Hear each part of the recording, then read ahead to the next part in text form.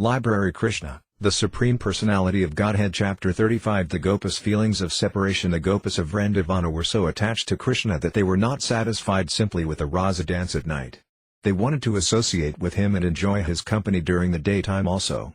When Krishna went to the forest with his cowherd boyfriends and cows, the Gopis did not physically take part, but their hearts went with him.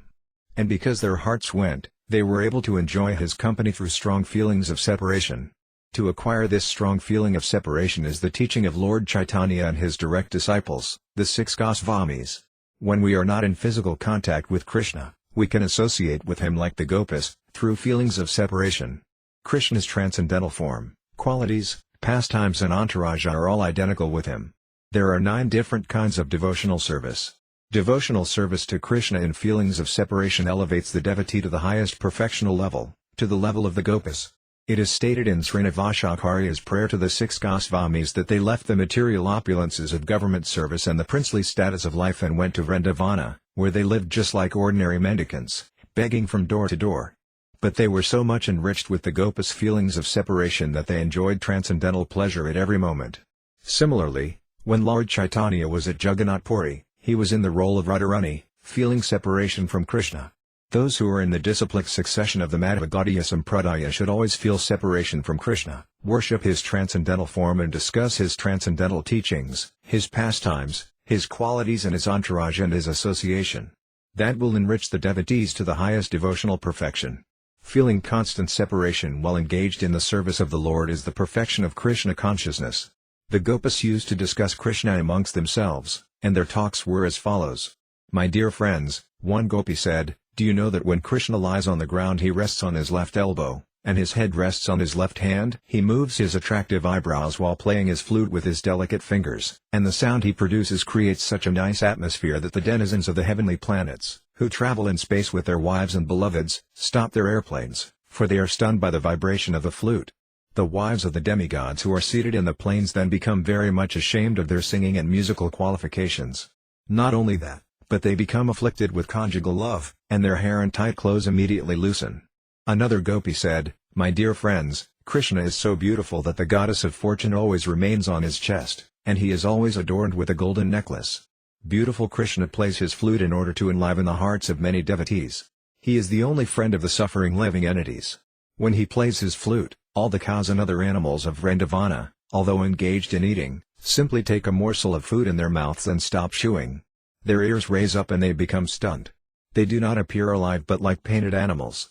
Krishna's flute playing is so attractive that even the animals become enchanted, and want to speak of ourselves. Another Gopi said, my dear friends, not only living animals but even inanimate objects like the rivers and lakes of Vrindavana also become stunned when Krishna passes with peacock feathers on his head and his body smeared with the minerals of Vrindavana. With leaves and flowers decorating his body, he looks like some hero. When he plays on his flute and calls the cows with Balarama, the river Yamuna stops flowing and waits for the air to carry dust from his lotus feet. But the river Yamuna is unfortunate like us and does not get Krishna's mercy. The river simply remains stunned, stopping its waves, just as we also stop crying for Krishna in expectation. In the absence of Krishna the Gopis were constantly shedding tears, but sometimes, when they expected that Krishna was coming, they would stop crying. But when they saw that Krishna was not coming, then again they would become frustrated and begin to cry. Krishna is the original personality of Godhead, the origin of all Vishnu forms, and the cowherd boys are all demigods. So just as Lord Vishnu is always worshipped and surrounded by different demigods like Lord Shiva, Lord Brahma, Indra, Chandra and others, when Krishna traveled through the Vrindavana forest or walked on Govardhana hill, he was accompanied by the cowherd boys. While walking, he played his flute just to call his cows. Just by his association, the trees, plants and other vegetation in the forest immediately became Krishna conscious. A Krishna conscious person sacrifices everything for Krishna. Although the trees and plants were not very advanced in consciousness, by the association of Krishna and his friends they also became Krishna conscious. They then wanted to deliver everything, whatever they had, namely their fruits, flowers and the honey incessantly falling from their branches. When Krishna walked on the bank of the Yamuna, he was seen nicely decorated with tilaka on his face. He was garlanded with different kinds of forest flowers, and his body was smeared with the pulp of sandalwood and tulasi leaves. The bumblebees became mad after the fragrance and sweetness of the atmosphere and began to hum. Being pleased by the humming sound of the bees, Krishna would play his flute, and together the sounds became so sweet to hear that aquatic birds like cranes, swans and ducks were charmed. Instead of swimming or flying, they became stunned. They closed their eyes and entered a trance of meditation and worship of Krishna.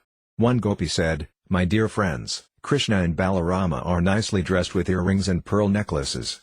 They enjoy themselves on the top of Govardhana hill, and everything becomes absorbed in transcendental pleasure when Krishna plays on his flute, charming the whole created manifestation. When he plays, the clouds stop their loud thundering out of fear of disturbing the vibration of his flute. Instead they respond with mild thunder and so congratulate Krishna, their friend.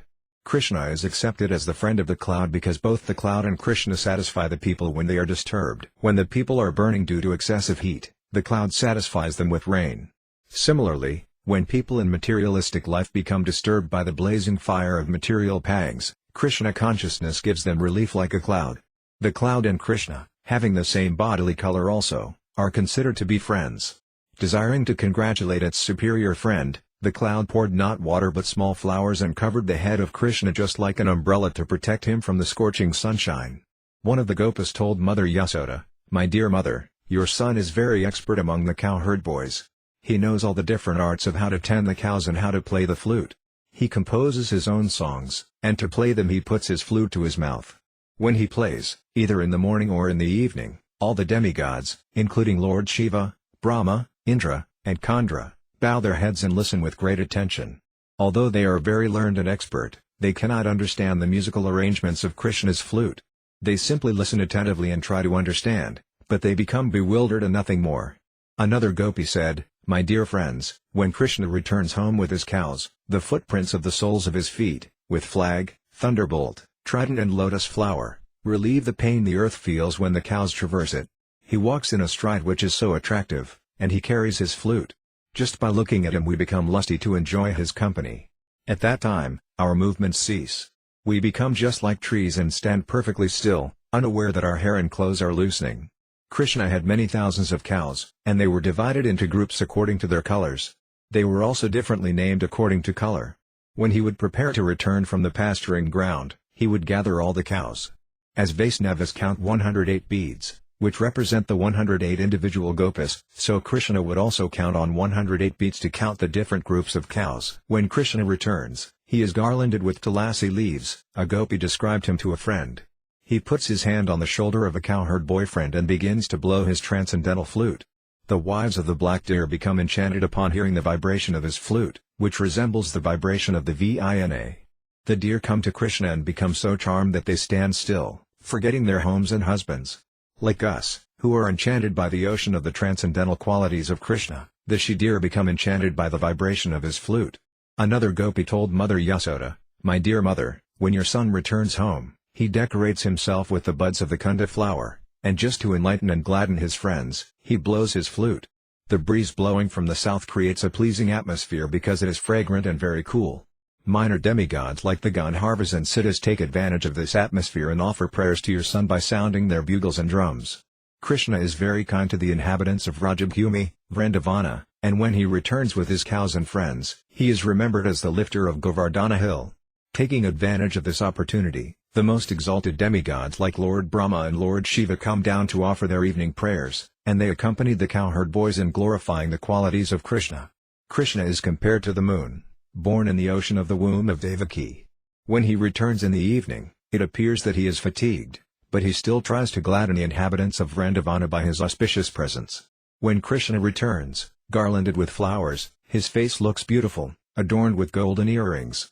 He walks into Vrindavana with a stride just like the elephants and slowly enters his home. Upon his return, the men, women and cows of Vrindavana immediately forget the scorching heat of the day. Such descriptions of Krishna's transcendental pastimes and activities were remembered by the Gopis during his absence from Vrindavana. They give us some idea of how attractive Krishna is, not only to human beings but to all animate and inanimate objects. In Vrindavana, everyone and everything is attracted to Krishna, including the trees, the plants, the water, and animals like the deer and cows. That is the perfect description of Krishna's all-attractiveness. The example of the Gopis is very instructive to persons who are trying to be absorbed in Krishna consciousness. One can very easily associate with Krishna simply by remembering his transcendental pastimes. Everyone has a tendency to love someone. That Krishna should be the object of love is the central point of Krishna consciousness. By constantly chanting the Hare Krishna mantra and remembering the transcendental pastimes of Krishna, one can be fully in Krishna consciousness and thus make his life sublime and fruitful. Thus ends the Bhaktivedanta purport of the 35th chapter of Krishna, the Gopis' feelings of separation.